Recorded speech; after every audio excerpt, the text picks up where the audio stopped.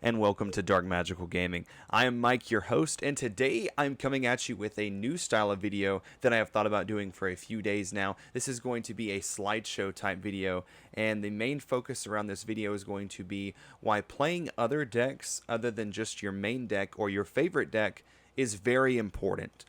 So I hope everyone enjoys this style of video, and I'll be bringing you more of these in the future, as well as more Dark Magician videos and Phantom Knight videos. Look for those in the upcoming weeks. So without further ado, let's go ahead and get started here. I'm going to move on to our very first slide here, and that is the fact that having extra knowledge is a very good thing.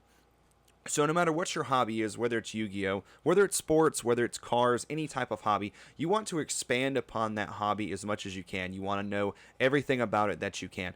You wouldn't want to be a mechanic and say, oh, I can only work on Chevrolets, I can't work on a Ford. That's where my knowledge ends. The same thing pertains to Yu-Gi-Oh. If the only deck that you're playing is Dark Magician, then you're not going to really know how to play decks like Tri-Brigade or decks like Drytron. So I encourage you to try out those decks. Even if it's not a deck that you're going to be invested in playing in, you need to know how those decks work. So for myself, at my locals, we don't have that many Drytron players. So normally what I'm trying to do is try to play the deck, even though I have no interest in playing the deck.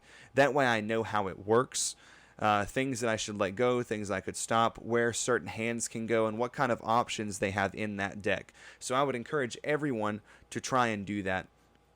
I understand that it is okay to be faithful to one deck. I am very faithful to Dark Magician, but I have decided to expand upon that, moving into the world of Phantom Knights, which I won last week with. And this past weekend, I actually got first place with Cyber Dragons. So I've been trying a lot of different decks, learning how they work, and I think that it has definitely widened my knowledge of the game as a whole. So, don't get tunnel vision on only one deck or think I'm only good with this deck or I can't beat this deck because I don't know how it works. Dueling Book is a great tool to be able to have. You can build any deck that you want to, free of cost. You can just, even if you do nothing but go to solo mode, test hands, test combos. No one's going to watch you mess up. It doesn't matter. You just need to know how to play other decks because that is going to give you the knowledge that you need when you encounter those decks to know how to play against them better. Moving forward from that, kind of reiterating on what I said, you're going to know how to play different archetypes and you're going to have the knowledge of how those strategies work. So what you should let go through, what you should hand trap, what you shouldn't hand trap, where is the what are the combo lines of the deck, what are the choke points of the deck. A big choke point in Phantom Knight that I never realized until I started playing the deck was how important Rusty Bardiche resolving really is. So generally whenever I get hand trapped on my Rusty with an Ash Blossom or an Effect Veiler or an Infinite Impermanence, from there, there's not a lot that you can do because you're stuck with a Rusty that you can't link with. You generally have no other monsters on the field besides like a Cherubini, and most of your other extenders are going to have to summon themselves while you have a level 3 or while you have a Phantom Knight on the field. And even at that point, even if you do have a Phantom Knight of Silent Boots in your hand, you're not going to be able to make much with just the boots plus the Cherubini. The most you can really do there is make Verde and Dragoon and then on a Fog Blade versus your normal turn 1 combo is a lot more than that. So that also goes into combo lines and choke points. And just knowing the interactions, knowing how the cards work with each other is very important. Back in 2014 hat format, knowing how to make the hand monsters miss timing with cards like Torrential Tribute was very important. So knowing those interactions and how the deck works, and just test with with as many decks as you can, and that's going to help you in the long run. It's going to widen your knowledge of all of those decks. Becoming only used to one style is something that a lot of Yu-Gi-Oh players get locked into, and I think that it limits you in your knowledge. So a good example of this is people that say, well, all I can play is Control decks. All I can play is Mystic Mindburn. All I can play is True Draco. All I can play is Trap Tricks. I can't play a deck like Drytron. I can't play a deck like Phantom Knights or a deck like Spiral, a deck with a big ceiling that can go crazy with a lot of combos. All I can do is set trap cards. And it works the same both ways. I've heard a lot of combo players say it's hard for me to play Control because I'm used to playing aggro decks that can just, they have a huge ceiling, they play through a lot of things. It's difficult to adapt if you only play one type of deck. So Dark Magician over the time that I have been playing it, I have been playing it as first a control deck.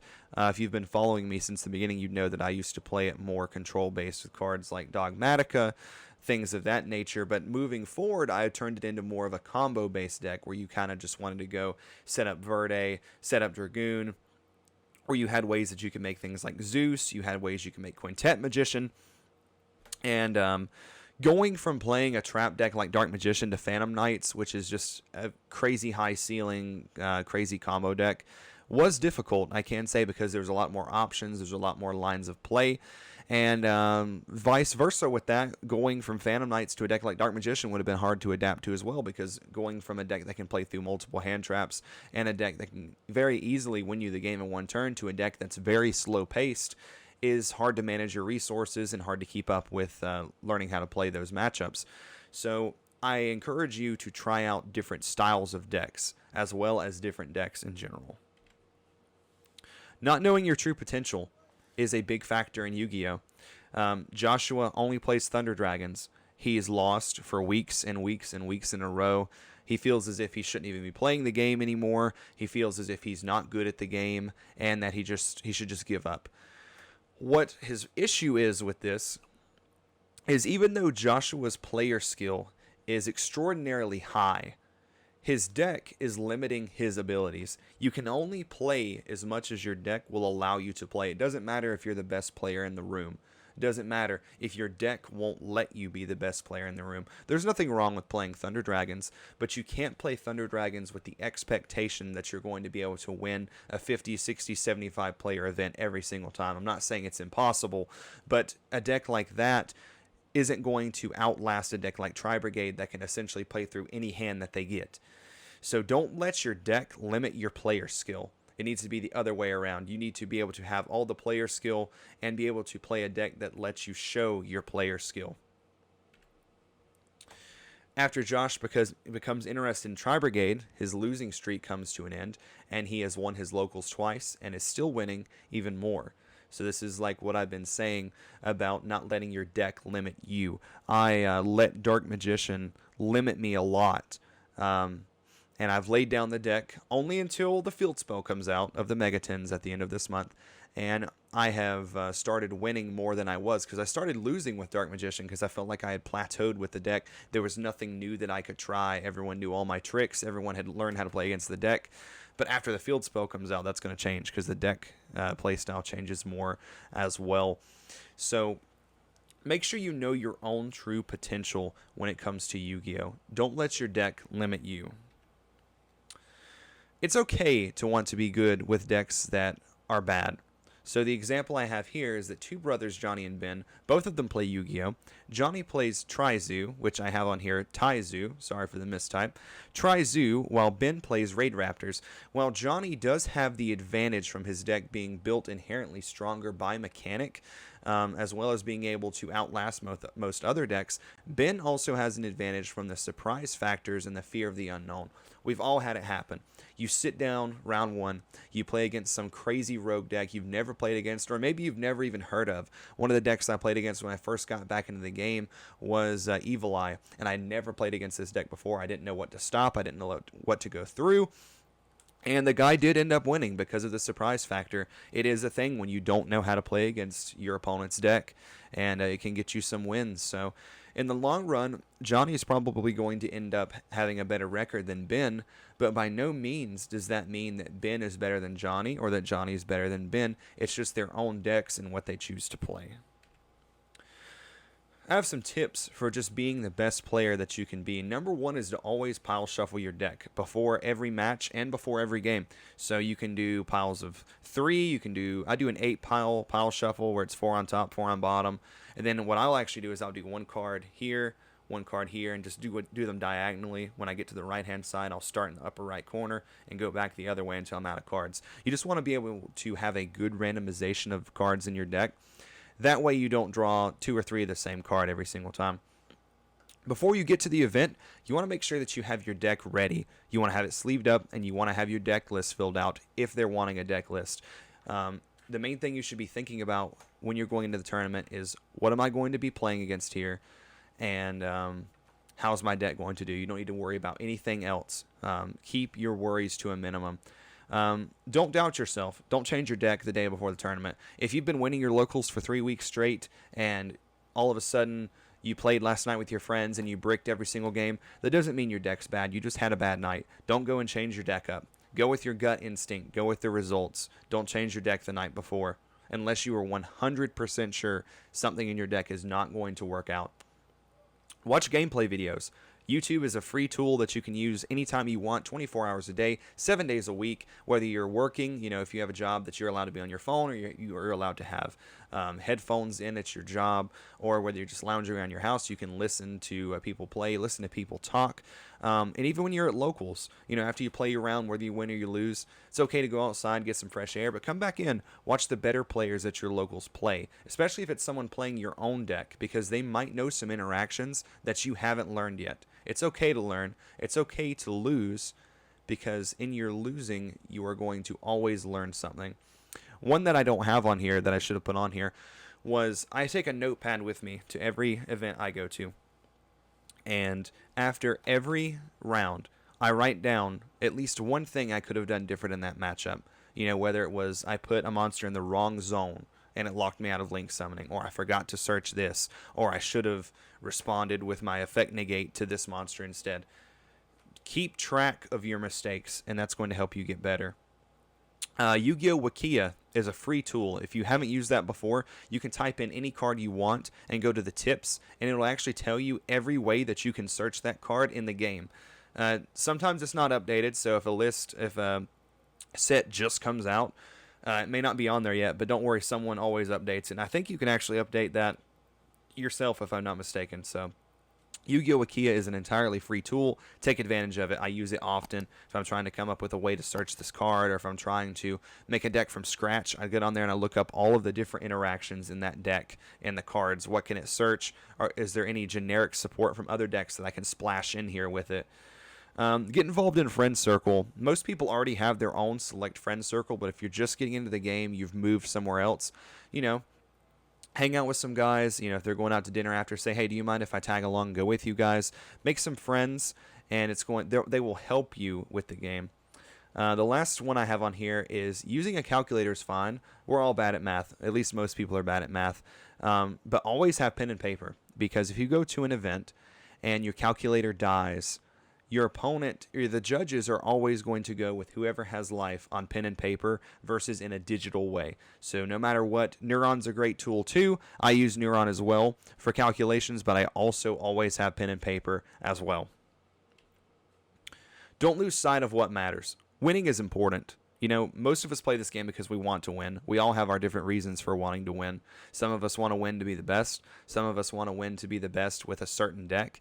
And everyone has their own opinions on what winning really is. But having fun and enjoying the time with your friends should always be the main focus. You never want to lose sight of that. A year ago, in COVID lockdown, you would have done anything to be able to get together and play cards with your friends in person. And every time I start to get aggravated with the game, every time I get aggravated at someone at locals, because everybody at locals has that one guy that people can't get along with. It's everywhere. It's going to happen. It doesn't matter where you play, where you go. It's always going to be there, that one guy. And every time something like that discourages me, I just have to think about what really matters at the end of the day. I've misplayed before. I've thrown entire games. I've gotten luck sacked with people drawing Red Eyes Fusion off the top of their deck at the case tournament this past weekend. Oh, it's still fresh. But you can't lose sight of what really matters. And that's the fact that you're able to gather, you're able to have friends, you're able to play the game together, and you're just able to be in a room with a bunch of people that you may have nothing in common with whatsoever, and it doesn't matter what you do for a living. It doesn't matter the color of your skin, where you come from. You have at least one thing in common, and that is that you all love the game, and that lets you bond together and make new friends that you normally wouldn't be able to make. So in conclusion, what we've learned throughout this video is that you need to learn about your hobby all that you can, as many areas as possible. You don't want to just be able to work on Chevrolets. You want to be able to work on Chryslers, Mazdas, Ford, Mercedes. You want to expand that knowledge everywhere. You want to say, I can play Tri-Brigade, I can play True Draco, I can play Dark Magician, I can play Phantom Knights, I can play Sylvan, I can play Guru Control. The more you know, the better you're going to be. And that also takes us into the second point. And the third point, don't let your deck's power ceiling define your player skill. You can be the best player there's ever been, YCS champion 10 times. If you take Ojamas to your case tournament, you're going to have a very difficult time trying to beat even a base level Tri-Brigade player. So don't let your deck's power ceiling define who you are as a player. Surprise factor is a thing. There's been a lot of people I've played against with Dark Magician. They just don't know how to play against the deck. They hand trap me in the wrong places. They let the things go through that they shouldn't. And I end up winning just because they're not sure how my deck works. So don't forget that too. And, you know, all of this is because there's a lot of factors to be good at Yu-Gi-Oh! Before you even sleeve up your deck. Don't forget that. Don't forget anything that I've taught you throughout this video and all of my other videos on my channel. And I hope that everyone in their Yu-Gi-Oh! Journey is helped by this video. And if you enjoy videos like this, tip-style videos, drop a like and subscribe and give me a comment, any kind of tip videos you'd like to see going forward. I would even be happy with doing tip videos on like certain decks. Like I want to do a tip video all about Dark Magician, and I want to do one all about Phantom Knights. And I think this is a very good way to be able to present information with these slideshow things right here. So look for some more Phantom Knight content as well as Dark Magician content. The Dark Magician content will probably be more towards the end of the month as we approach getting the field spell. Like I said, I've kind of had the deck sleeved up in my deck box for the past few weeks because there hasn't been a lot I can really experiment with. And that's definitely going to change at the end of the month as well as in February when we get Battle of Chaos as well. So this is Mike from Dark Magical Gaming, signing out. Until next time, take care, everyone.